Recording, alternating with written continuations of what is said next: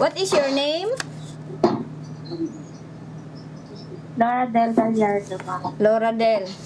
How old are you? 32 years old, ma'am. 32 years old. When was your birthday? On March 22, 1987. March 22, 1987. Okay, I want to show you these 3 letters, ha? You read? LCG. LCG. Try to remember because after a while, I will ask you again, okay? Okay. I want to test your memory if you are forgetful or not. So, can you put up your finger?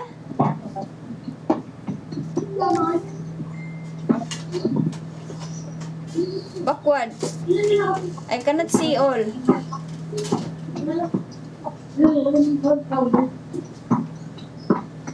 Put nearer. And move backward. Okay, okay. Okay. So you have 10 fingers, ah? Yes, ma'am. Okay. What is your height and your weight? My weight is 60 kilos. My height is 5'2". Okay, 60 kilo and your height is 5'2". What is your marital status? Ma'am? What is your marital status? Are you married or single? Single, ma'am. Single mother. Single mother. So you don't have husband? I have, ma'am. So- I have husband. So you are married. Ano? Live-in partner. So live-in I have a partner. live-in. So you have live-in partner, so it means you are married, right? No, ma'am. I'm still single. Single mother. Single mother. So do you have children? Yes, ma'am. I have 2 children, ma'am. 2 children. How old are they? 13 years old and 10 years old. 13 years old and 10 years old. Okay. What is the occupation of your live-in partner? Security guard. Security guard. Okay. ma'am. Okay, when you come here in Malaysia, who look after your 2 children? My parents, ma'am. Oh, your parents. How old are your parents? My mother is 49 years old and my father is 56 years old. Okay, then did you ask permission to your live-in partner and your parents that you will come here to work?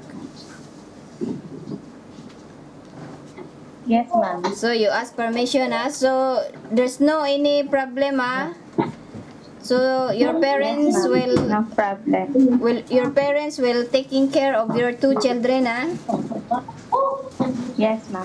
Okay, what is your educational level? Ma'am, What is your educational level? high school graduate, ma'am. High school graduate. How many years in high school? 4 years, ma'am. 4 years. So you finish your high school, you study. Yes, ma'am. So I want you to answer this mathematics. Read and answer. 115 plus 18. How much? 133. Okay, correct. How about this one? 110 minus 9 is equal to 111. No. Ay, 100. 101. 101. Okay, correct. Okay, I think your mathematics is good. So, are you mentally prepared to come in Malaysia to work? Yes, ma'am. So, are you sure that you will not change your mind? Yes, ma'am. Okay, when you come here, do you think you get homesick? No, ma'am. No, so you are mentally prepared to come and work, ha? Don't put the phone so near. Don't put the phone so near on your face. Okay. Like that. So do you have experience to work as a domestic helper? No, ma'am. But in my house, I have experience. So your experience is to do household work in your own house. Yes, ma'am. So you do all the household work, like sweeping, mop, or wash the clothes, iron the clothes. Yes, ma'am. So you know all those household work. Yes, ma'am. I know that. You know, because I'm sure that you will do that on your own house, right? You do the cleaning on your own house. How Yes, about ma'am. look after children? Do you have experience? Yes, ma'am. I have experience Where?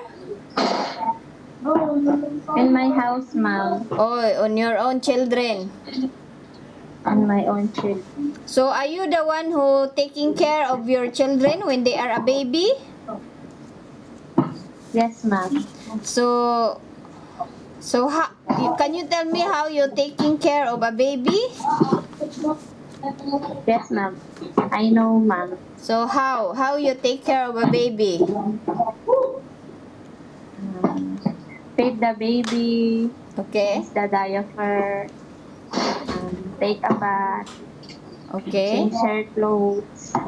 Okay.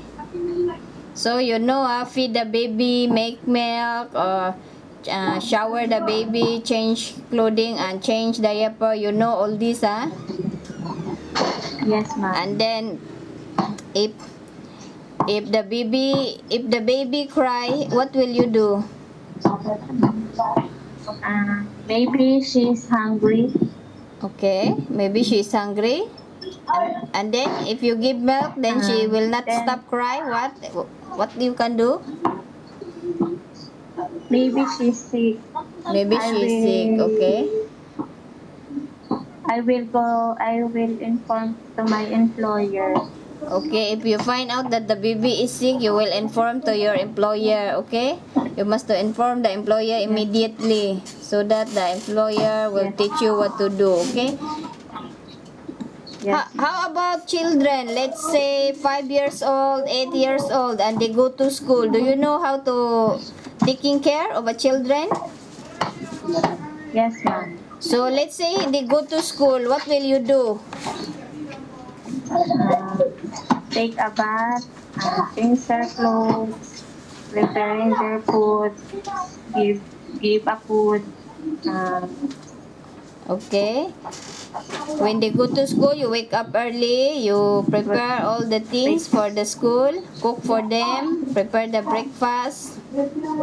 And if the employer asks you to go with them to the school, you go. If not, if the employer asks you to bring them to the school bus, you must sure that the children or the child is go up to the bus safely. Okay? So, do you think you can do that job? Look after baby or look after children? Yes, ma'am. I can do the job. So, you can do the job. So, if we find you an employer to look after baby, you can do the job or children? Yes, ma'am. Because you have 2 children and you have experience to taking care of them when they are a baby, right? Yes, ma'am. How about look after old people? Do you have experience to look after old? No, ma'am. No, but are you willing to learn? Yes, ma'am. I'm willing to learn. So you're willing to learn, If we find you an employer look after old, do you think you can do the job? Yes, ma'am. So you can, it's just the same. You just cook their food, help them to go shower, help her to change clothing. When she go out, you hold her so that she will not fall down, accompany her, talk to her, taking care of her. So do you think you can do that? Yes, ma'am. So you can, Okay, when you come here in Malaysia, we have a few types of employer. Got Indian, Chinese, and Malay. So can you work with any nationality? Yes, ma'am. So you can work with any nationality, So when you come here in Malaysia, you have a once a week off, but not necessary a Sunday. It can be any day. And some of the employer, they are very busy. They ask you to work on your off day, but they will pay you. So can you work on your off day if the employer asks you to work? Yes. Yes, ma'am. Yes, so if you work more hard, then you can earn more money. You come here to work, right? To earn the money for your Yes, ma'am. children. To earn money and to So when you come earn here, money and to so when you come here, you don't lazy, you must to work hard, okay? yes, ma'am. And for the Yes, first ma'am. few months, the employer will not allow you to go out. So can you have a rest day inside your room? Yes, ma'am. You can, because you must to understand that you must to build up the trust first, because the employer don't know you yet. And when you go out after, you got lost, because Malaysia is a big country. So for the first few months, it's better you stay in your room, okay? Yes, ma'am. So when you come here, will you bring your handphone? Yes, ma'am. Okay, you can bring your handphone, but strictly not allowed to use the handphone during working time. Okay? Yes, ma'am. So during working time, you leave your phone in your room. You can use your handphone maybe after work, maybe at night, but don't use so long after you don't have enough sleep.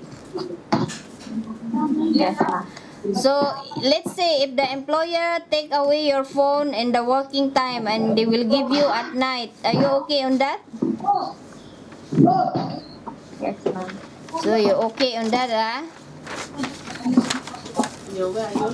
And some of the employer, they will give you a phone if you want to call home to the Philippines or during your off day. Okay, you must to build up the trust, okay? The employer will not allow you that the handphone on your side during working time. Are you okay on that? Yes, ma'am. So you okay on that, So are you clear about the off day and the handphone? Yes, ma'am. Okay, do you know if how long is your contract in Malaysia? Yes, ma'am. 2 years. Yeah, 2 years.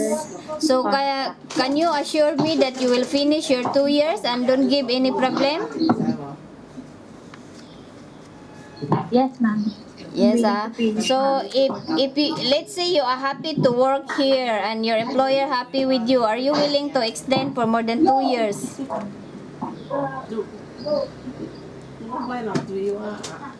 Are you willing to extend for more than 2 years? Yes, ma'am. Yes, you're willing to extend for more than 2 years, Yes, ma'am. So do you know how to do hand wash? Yes, ma'am. You know, if let's say the employer have a pets in the house, a small dog or cat, do you mind to look after the pets? Yes, ma'am. So do you have a pets there in your house? Yes. Yes, ma'am. I have a pet. What pet do you have? Um, give give food. Okay. Uh, Never mind. What pets do you have? You have a dog or a cat? dog. Dog. Dog, So ma'am. no problem for you about the pets, Yes, ma'am. So do you know how to do household work like cleaning the house, like sweeping, mop, wipe the tables, vacuum the floor? Do you know all this? Yes, ma'am. Do you like cooking? Yes, ma'am. So let's say the employer teach you how to cook. Are you willing to learn? Yes, ma'am. I'm willing to learn. You willing to learn, or let's say the employer give you a recipe book. Can you cook through the recipe book? Yes, ma'am. So what food you know how to cook?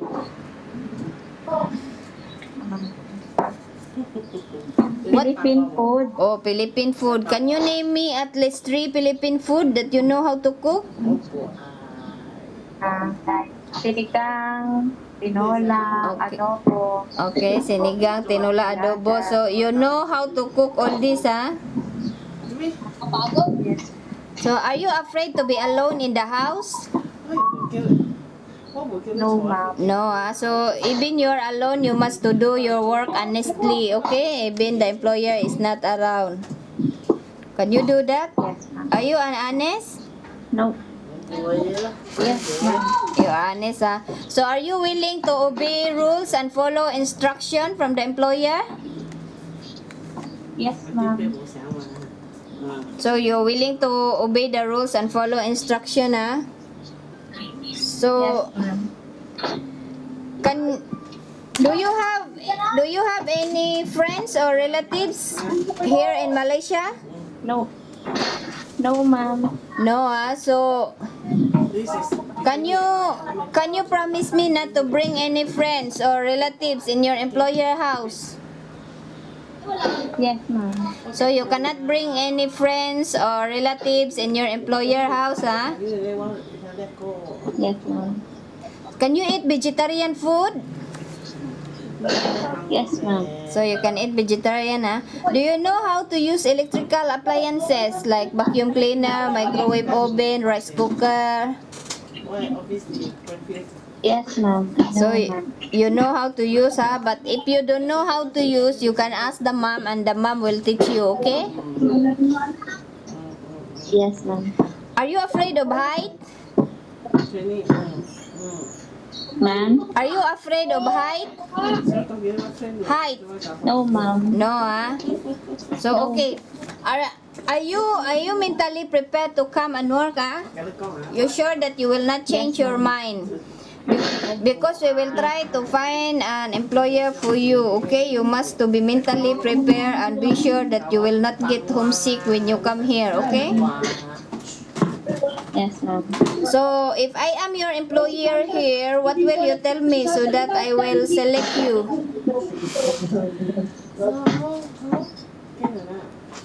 Hello? Hello? Hello, Okay. ma'am. Okay, if I am the employer here, what will you tell me so that I will select you? I'm, I'm hardworking, Okay. honest, Huh? responsible, follow the rules and regulations.